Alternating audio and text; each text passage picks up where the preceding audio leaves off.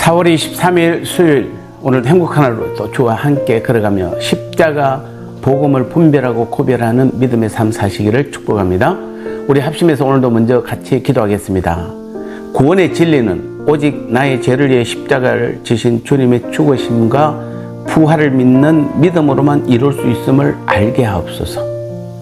오늘 야외로 나가는 해병대원들을 주님 붙드셔서 평안하고 행복하고 안전하게 도와 주옵소서. 두 가지 기도 제목으로 같이 기도하겠습니다.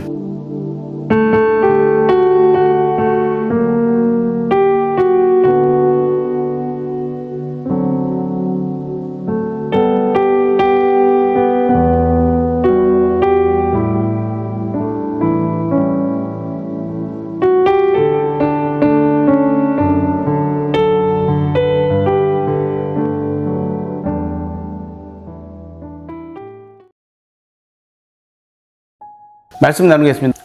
오늘 제목은 진리에 이르는 방법이라는 제목입니다. 디모데후서 3장 7절 말씀, 항상 배우나 끝내 진리의 지식에 이를 수 없느니라. 아멘. 학구적 열심히 진리에 이르게 하는 것은 아닙니다. 즉 공부 많이 하고 많이 배운다고 해서 절대로 진리에 이르지는 못한다는 것입니다. 오늘 7절 말씀을 보면은 항상 배우나 마침내 진리의 지식에 이를 수 없느니라 이렇게 말씀하고 있습니다. 자, 이는 정욕에 사로잡혀 거짓 복음에 빠진 자들에 관한 말씀입니다. 이들은 항상이라는 단어로 설명할 만큼 지식적으로나 학구적으로는 또 나름대로의 열심히 있었던 사람들이었습니다. 지적인 호기심에 충만했다 해도 과언이 아닙니다. 그러나 배우고자 하는 열의를 가지고 진리를 찾고자 해도 진리의 지식에 도달할 수가 없는 것입니다. 즉 진리의 지식은 진리에 다다르고자 하는 의욕만으로는 닿을 수 없는 비밀에 감춰져 있다는 것입니다. 현대 종교학자들은 어떤 종교든 진리라고 말합니다. 어떤 종교도 진리의 지식을 제공한다는 것입니다. 어떤 종교이든 상관없이 진리를 찾고자 하는 노력만 있으면 결국에는 같은 진리의 지식에 이를 수 있다는 것입니다. 그들의 주장이 맞는 말입니까? 아닙니다. 절대 그렇지 않습니다. 성경은 분명히 진리는 오직 예수 그리스도 뿐이라고 말합니다. 구원에 이르는 진리는 오직 예수님 뿐인 것입니다. 그의 보혈을 믿음으로서만 영원한 생명을 얻을 수 있는 것입니다. 그런데 이러한 진리는 인간적인 노력으로 밝혀질 수 있는 것이 아닙니다. 세상에서 가장 지혜로운 자들이 구원의 진리에 이른다는 보장이 있습니까? 그렇다면 우리나라에서는 의대 나오고 법대 나오고 사법고시에 패스한 사람들이 동시에 구원을 받을 수 있다는 것입니까? 인간은 아무리 철학적인 사고와 학문적인 노력을 부단히 해도 인간을 자유케 하는 진리에는 도달할 수가 없는 것입니다. 철학적 사고와 습관에 널쳐져 있던 아덴 사람들이 보인 바울의 설교에 대한 반응을 기억하십니까?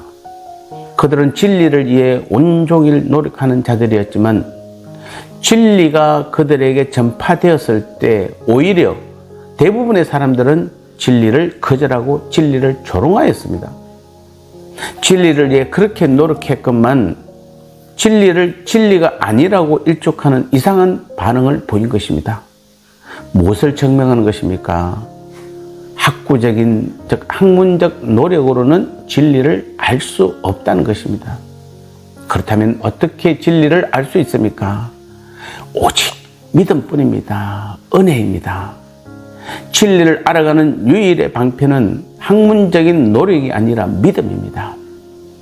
이는 어리석은 행동이 아닌 것입니다. 수치를 계산하고 논리적인 사고를 통해서는 진리에 이를 수 없습니다.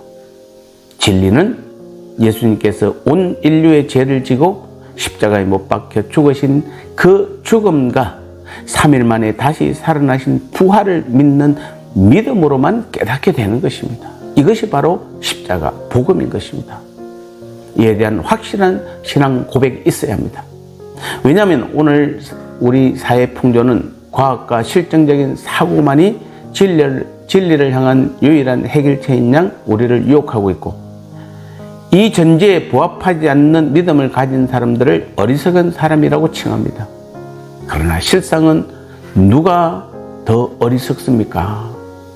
열심히 뭔가 이루려고 나의 노력, 나의 지식, 나의 능력, 나의 지능으로 진리에 도달할 수 있다는 오만한 생각을 가진 사람들은 결코 진리를 알 수 없는 자들인 것입니다. 그래서 오늘도 진리를 아는 방법은 오직 십자가 복음뿐인 줄 믿습니다. 나눔의 시간입니다.